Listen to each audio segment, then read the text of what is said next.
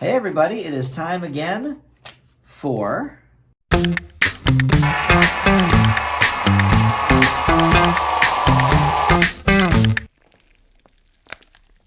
All right, yes, it is time once again for Love That Lecter. We're going to talk about Hannibal, Season 1. And we are now sort of in the middle of the season. Yeah, already. We have, there's only 13 episodes per. So this is episodes 6 through 10. I watched 5 of these. I binged them all today. Same. By the way. I thought you weren't going to do that. Well, it's too hard, too dark, and weird. I know, but it is. Time was wasted, so I had to do it. Mm-hmm. I was going to split it up, but as you know, I got my COVID shot yesterday, so that kind of knocked me out a little bit. All right, so this, I got to take my glasses off. We have 5 episodes here. We've got entree, sorbet, my favorite, fromage, rather homage, Trou normand. What kind of dish is that? Sounds French. I don't know it. Well, these are all French. And buffet Freud.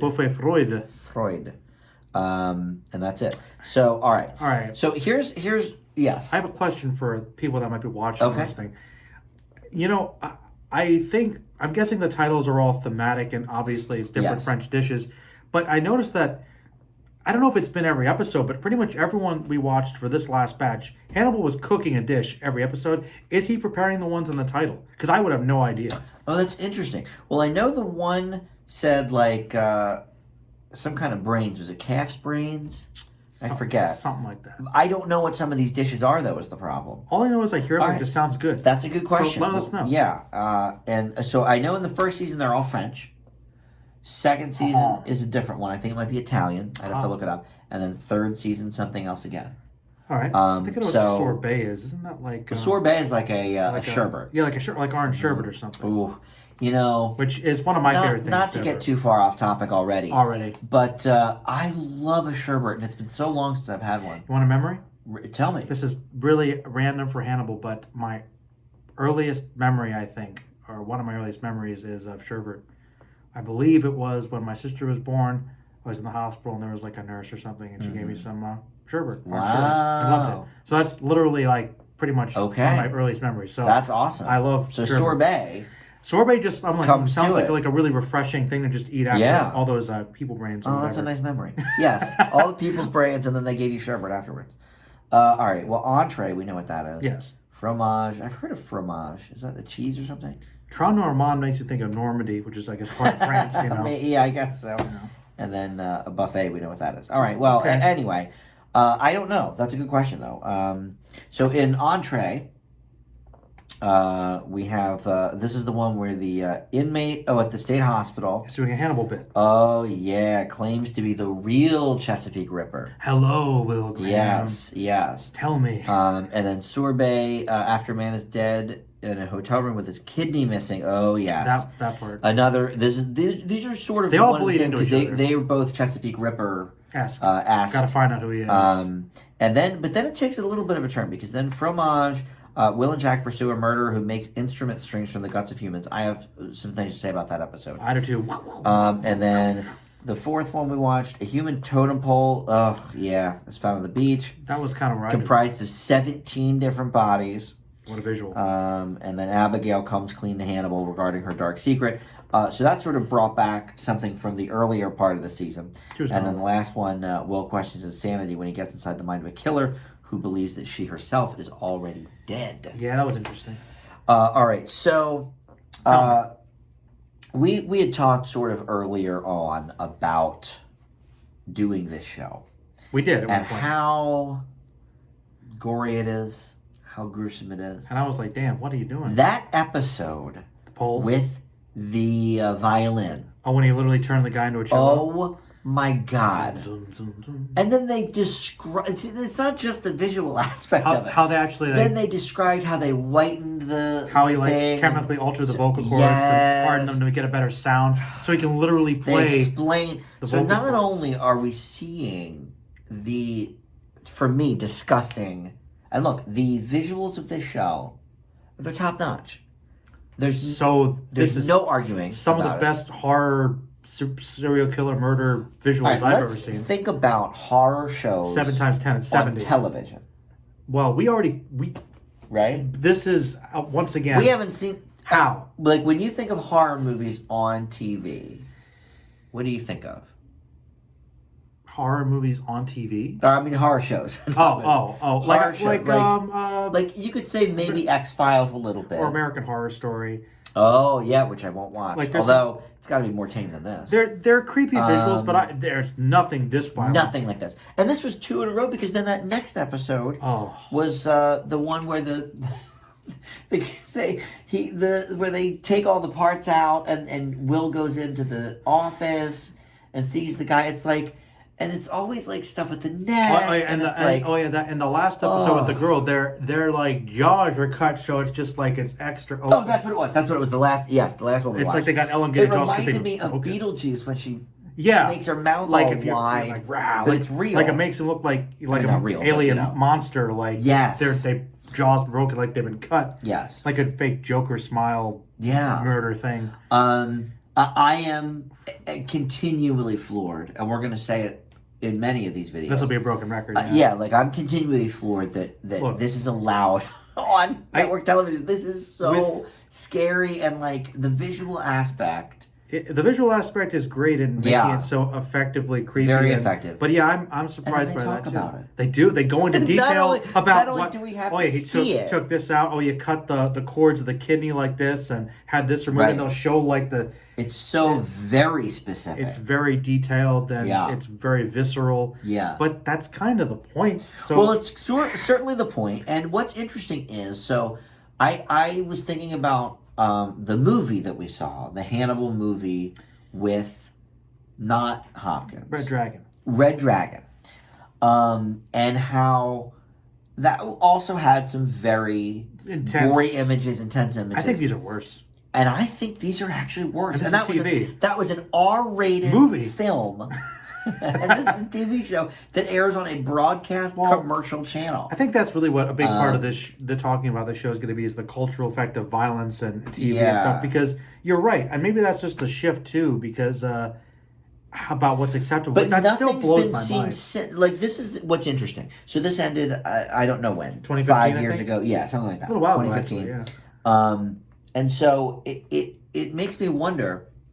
We haven't really seen, and you know me, I watch all the new shows for my review show. I don't think there's been anything even remotely as intense as this since then.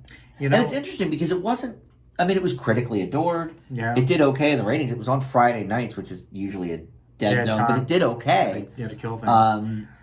So why do you think that is that they decided not to, what was it too disgusting? What do you mean to have it to like the time slot it was? Well, just that nobody has tried to replicate how gruesome this show is. I think this show was obviously very bold for that. Bold, because I've been thinking about other things around this time or after. Like, I'm thinking about stuff like the closest thing I can think of, like I've said, is True Detective. And I can tell you, that was only like a couple scenes in a couple episodes. This outweighs that. And again, that was HBO. And once again, HBO was thinking, or AMC, Walking Dead, Game of Thrones. Yeah, Walking Dead maybe could get pretty gruesome, right? Walking Dead could get gruesome, but like Game of Thrones, it's fantasy, it's science fiction, and always, it definitely is visceral, but it's always a little bit animated. Like you can always it doesn't seem quite as realistic as this. This is so real. The I don't know what you would call it, production designers or makeup artists or something. Makeup and practical effects, just the effects were an Emmy or something. Oh, I think the technical words for like just how the gore scenes in this are top notch. Like better than most horror movies. That violin bit or cello bit, I turned away several times in that episode. They kept coming back to it. I'll tell you something interesting about the show that's just kind of hitting me. And you keep talking about the cello, which kind of makes me reminded of that. But between the cello man and the totem pole modern art of all the bodies, that was wild. And then the woman who's a zombie. Yeah. Speaking of Walking Dead. Yeah. This show, in a more realistic way, kind of plays with body horror. Like, I'm getting David Cronenberg vibes. Okay. With just literally like the guy being fused to be turned into like a violin, like, is a creepy visual, and they're pushing the to make you uncomfortable about human body. You're a Cronenberg fan. I am a big Cronenberg fan, and he's kind of the body horror guy, and just kind of exploring the artistry of the body, but also parts of it to make you uncomfortable. Yeah. And the interesting thing about it with body horror too is, which I think they do really well, and I have to point this out to you. I think maybe this is kind of echoing the whole Tony Soprano, Walter White kind of let's empathize more with the antagonist, sort of. You've got these horrifying scenes, right? Some of which we highly suspect or know that Hannibal's involved with, but every episode there is this wonderful feast of amazingly cooked dishes that look great, make me hungry, and some of them are of people. You know it's people. Some of them, at least, yeah. Except for the one there's like a duck or a leg or something. But there's that sharp contrast, and I'm like, wow, that's in the same episodes. They all look so tasty too. And whoever did that catering, you're right, for that design of that juxtaposition is great. But you're right. You're so right, because it does look so appetizing when he puts it together. And we've said what a great host he is. He obviously, and he talks about it in one of the later episodes we watched, 9 or 10 maybe. It's our channels his creativity. He talks about how it really, he discovered it and he loves it so much. It's his new channel. That's his hobby. Outlet. Right. You'd watch the Hannibal cooking show. I actually would, because the dishes look great. And this is no lie. I'll admit I'm not an expert. We did joke about it before, but even with the Crane brothers, even with Chef, I'm sorry. I think Hannibal would win. Number one, I think. Every one of these dishes, I'm like, I don't even know what that is, and I want to eat it. And they'll be like, well, I'll be happy to have you over for dinner. And it's so interesting that he always does make that joke. I'll be happy to have you for dinner. But you see him going through the Rolodex of the dishes and pulling one out. All these records of different recipes. But then, I think it's the first episode we watched, episode 6, he also has a Rolodex of people that he knows. And I think we can assume that some of them have ended up in his tummy. Entrees. Yeah. Entree. The entree. And I think we learned a little bit more about the Hannibal Code, because Graham kind of has some insight into the Chesapeake Ripper, and Hannibal kind of even says, okay, well, he kind of has a comment about kind of thinking that they don't deserve the organs or whatever. Yeah. And then Graham says, okay, that's kind of a slight, doesn't think they deserve them. So this is kind of a punishment. He's like, oh. Yeah. And I'm like, well, that sounds like Hannibal, because that guy, but I wanted to ask you a question about that. Because these episodes are where we see completely for the first time, for real, Hannibal kills people, and we actually see I was going to say that confirmation. So keep your thought in mind, but like we talked about from that first episode, where they had the commentary, where they were like, well, if a person wasn't familiar at all with Silence of the Lambs, with the Hannibal character, you would not know, so they sort of play with it for a few episodes here. Like something up with them. But in this batch of episodes, it's 7 or 8, I think it was. It's clear. I mean, they make it very obvious that he is the guy. Straight up the guy. So what was your question? Well, the way I've always understood the Hannibal character is that he doesn't kill willy-nilly. He doesn't really like to do that. He likes to kind of find a reason to kill. He does have a code. He typically kills people that he doesn't like for some reason. And I was just thinking, okay, the doctor in the first episode. The doctor in the first episode, I was thinking, like, was that enough?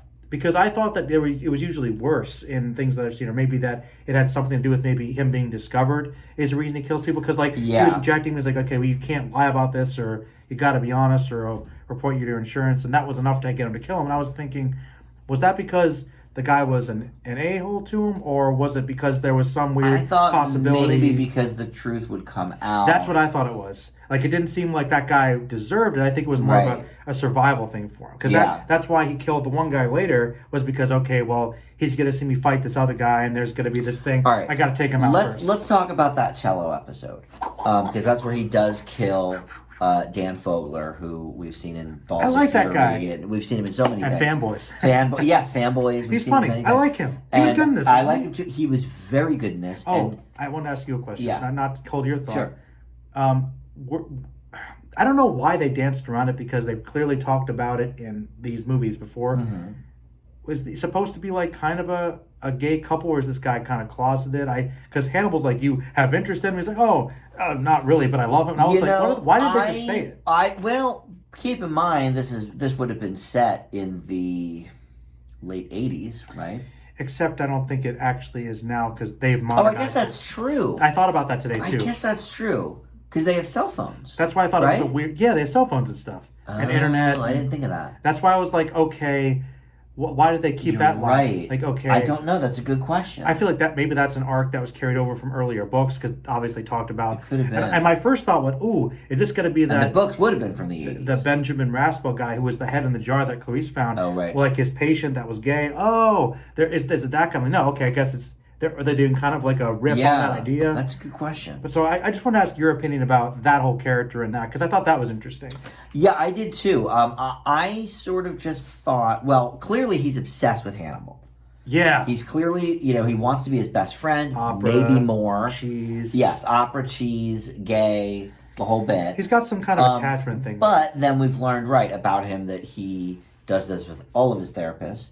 We don't necessarily know if his past therapists were guys or girls. He said that. Did he say they were all guys? No. But I'd imagine some of them probably were. Some of them I'm sure were. But even the females have referred him elsewhere because they were uncomfortable. The boundary. So he's obviously a boundary pusher. And I don't know why he would hide his gayness. Because it was clearly clear that they were playing with. Maybe he. Yeah. I guess people still could for reasons now. It's not uncommon, I guess. Right. But it was interesting that they brought that up as a thing.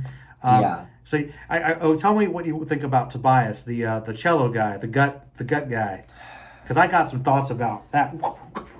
Became a martial arts. Yes, that was action interesting. Show. It was. I sort of liked that character, and was. It's a bit sorry to see him go. Well, it was like, oh, Hannibal's got a match. But what's interesting this is my favorite episode, clearly, of the 5. Well, already I think it was the most going on. It was good, yeah. And the most gruesome too. But but the whole end of the Dan Fogler character, and then this dude, the cello man, made me sad. It was interesting though how Hannibal handled it, because obviously he's the one who killed the patient. But he didn't want to.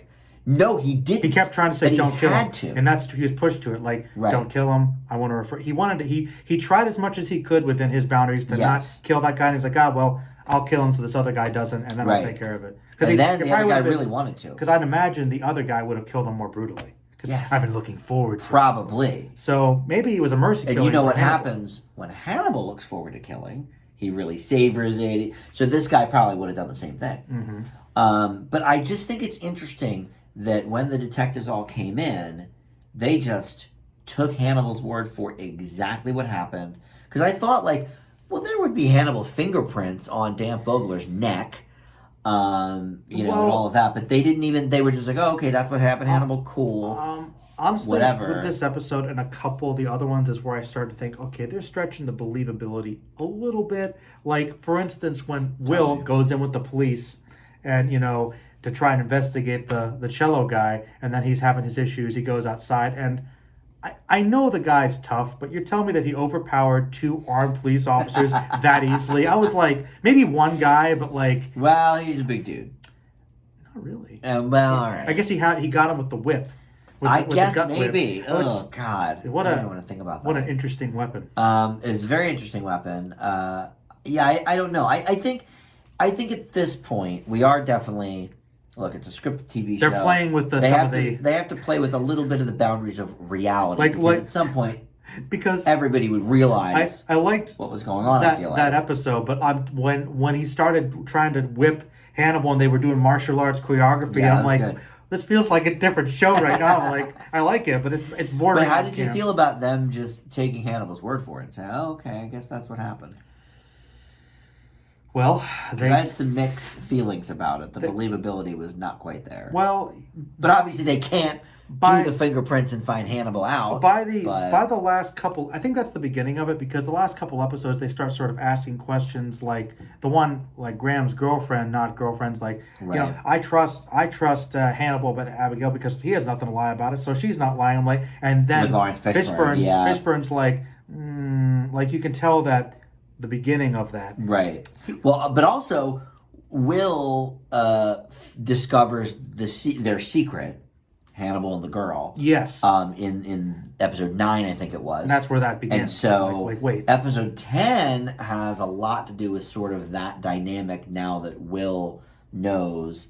And Hannibal even points out, like, oh, well, why didn't you say anything? And well, I think that's the one of the things they're playing with in the show is kind of the boundaries of morality. Anyway, yes. And to see that Graham's, like, kind of understands Hannibal's point of view, like, okay, yes, if we do things by the book, it could ruin this girl's life. Yeah. Maybe she had a reason for what she did, and Graham kind of goes along because Hannibal has a way of making people see his point of view, and he's not trusting him, sort of, and he's not entirely wrong about it. No. Oh, how do you feel about Freddie Lords? She's back. Oh, yeah, hate her. I'll write this story for you, and hate her with the story right now. He needs to snap her neck.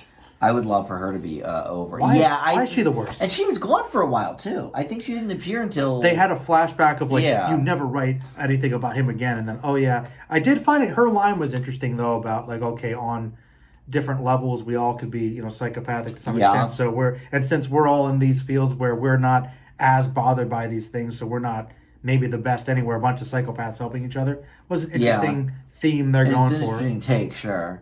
But speaking of flashbacks, how did you feel about in the first 2 episodes, the ones that really focused on the Chesapeake killer, where they would do the flashbacks with Anna Chumsky from My Girl and Veep in black and white?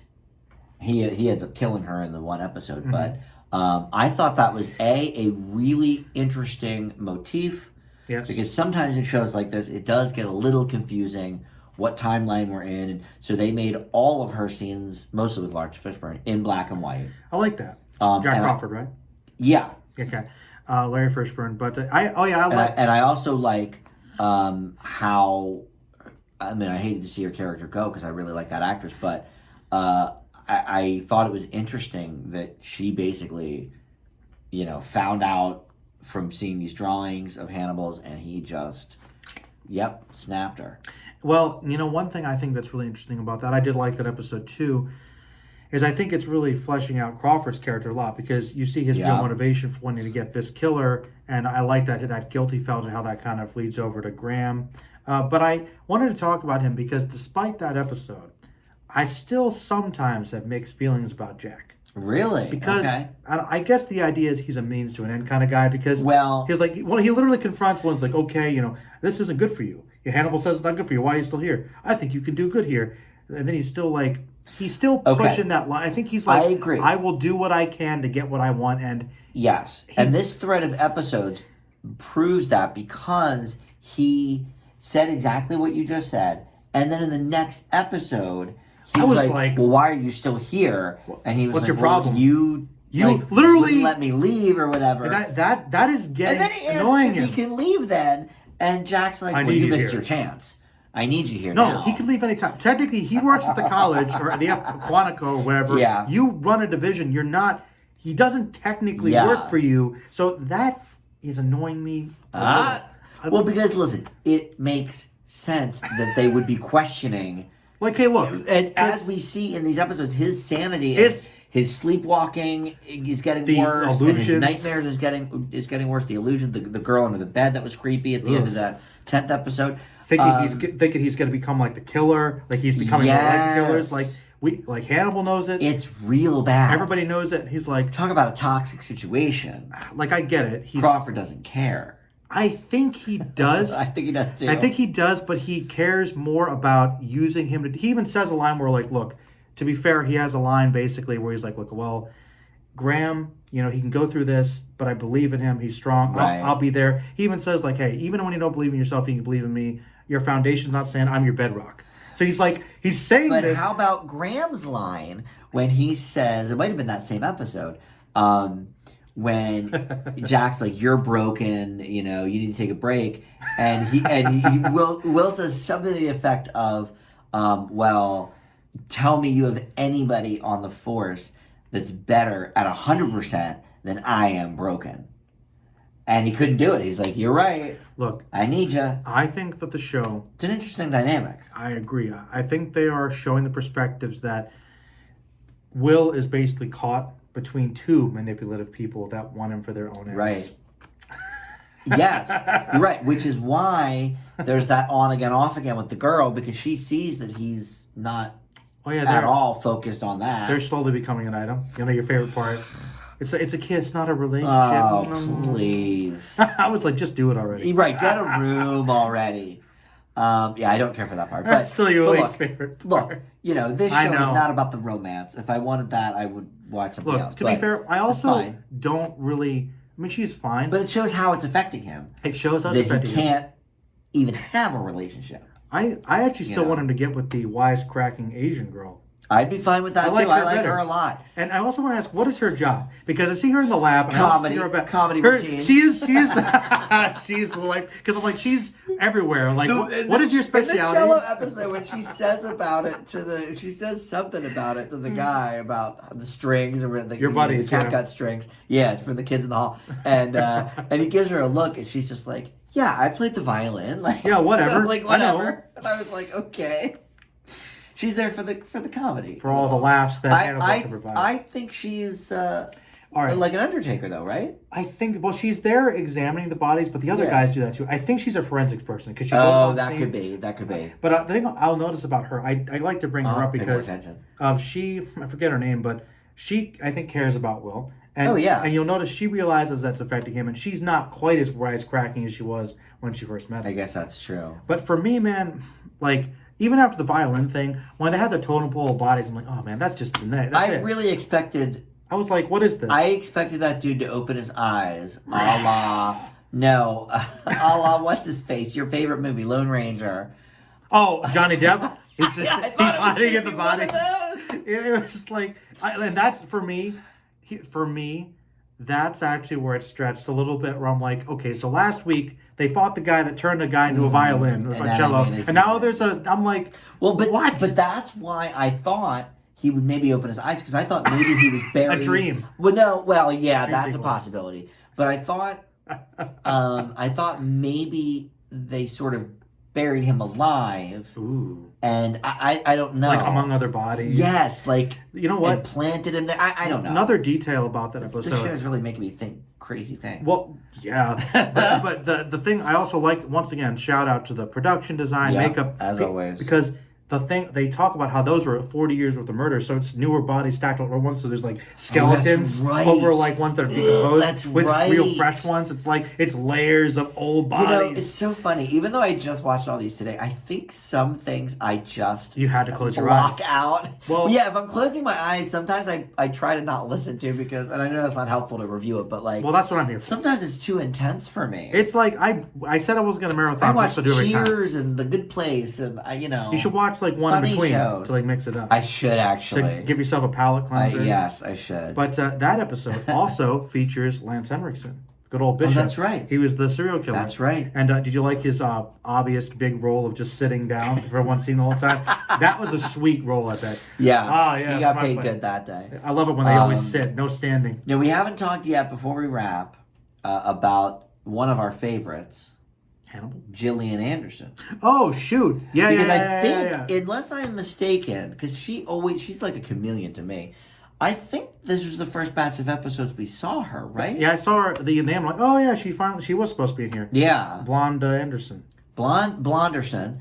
And we know her, of course, as Scully, but we know her from so many other things. Yeah, and she's Hannibal's psychiatrist. And she's Hannibal's psychiatrist, which I think is so interesting. It's really interesting because he wants to like better himself too. Well, and I think it's pretty normal. I think most serial killers. Not serial killers. No, shush. I think most psychiatrists and psychologists also do see somebody. Oh, well, think about all the stuff they have to hear. Like Melfi, she had one. Melfi had one on Sopranos, your favorite. Yeah. And actually my favorite. I love She is Melfi. Your favorite, right?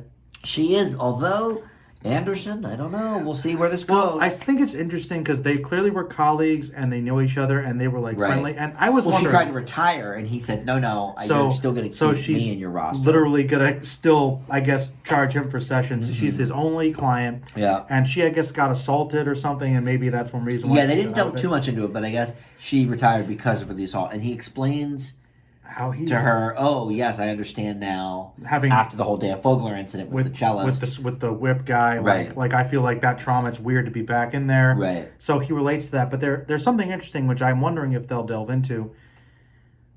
Does she know he's a serial killer? Because she said she definitely has a sense that he's like not like other people. That he's a little off. Yeah. He's like, you hide well, and she says like us. Like I don't think so though. I don't think so either because I don't think she knows. I think it's like, but she must know that he's got some issues. I think she knows he's got a secret, that he's not being his true self to her. Why do you think she tolerates seeing him? Like, why does he have that much of an effect that she will do that for him? I don't know. Like their relationship. They may delve into that. I hope. I'm not sure. I think she's in at least the first couple seasons. Yeah, I looked at it. She's in quite a few episodes. Yeah. All right. Well, look, we thought this was going to be a short one. Wrong again. Wrong. But next time we're gonna wrap up the season with the last 3 episodes. Do a season overview. There's a few special features on the Blu-ray here I'm gonna check out. Maybe delve a little bit deeper into some of this stuff. I know there's a commentary on one episode, and there's some featurettes.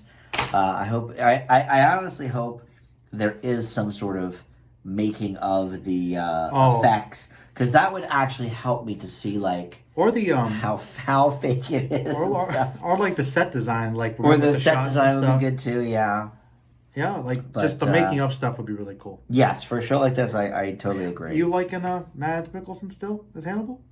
Yes, and it's funny. I just did a review for his movie that just came out. He's got another round.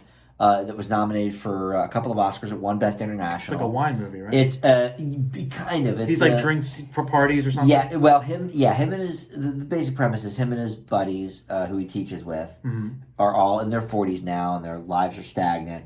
But sideways. They read this report that your body can consume 0.05% of alcohol or whatever without any sort of effects. And so they're like, well, let's test this theory out, whatever. And they all end up, becoming drunks. Some of it have positive aspects, some have negative. But it was an interesting movie. And I think Mads is a great actor. Mm-hmm. But after now we've seen 10 episodes of this, for me, I think he is Hannibal. Oh, wow. And I just watched that Anthony Hopkins movie as well that he won the Oscar for, The Father. And Anthony Hopkins is obviously a fantastic actor, so great. But I've only spent about 4 hours with Anthony Hopkins as him, right? Because 2 movies I saw. I guess technically 3, but he was only in the one for a little bit. He was only in that one for a second. But this now I've spent 10 hours with Mads. Ooh, wow. I also like this version of Will better. Well, they're both they're both a little more human.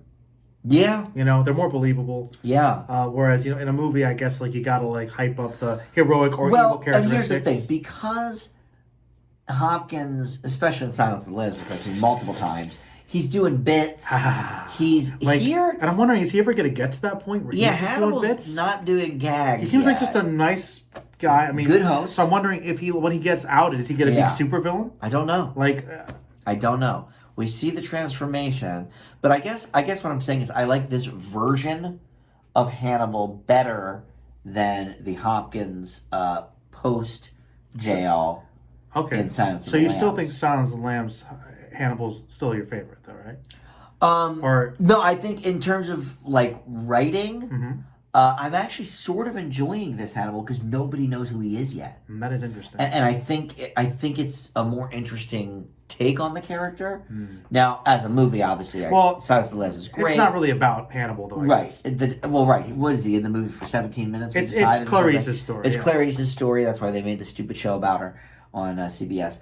But the dynamic between him and Foster, great. Yeah. Obviously. But it is really Clarice's story. Yeah. And this isn't necessarily Hannibal's story yet either. No, it's balanced. But it's getting there, I think. Yeah. I think those first few episodes were a lot more about Will.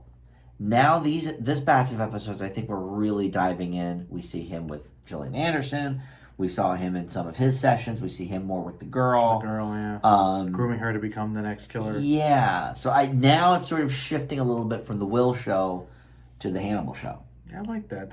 Which I like. And I also really like how I was actually kind of right. I was half right, half wrong about the show, and that it is kind of the villain of the week, but not really, because usually there's one case that does sort of continue, and there's a through line.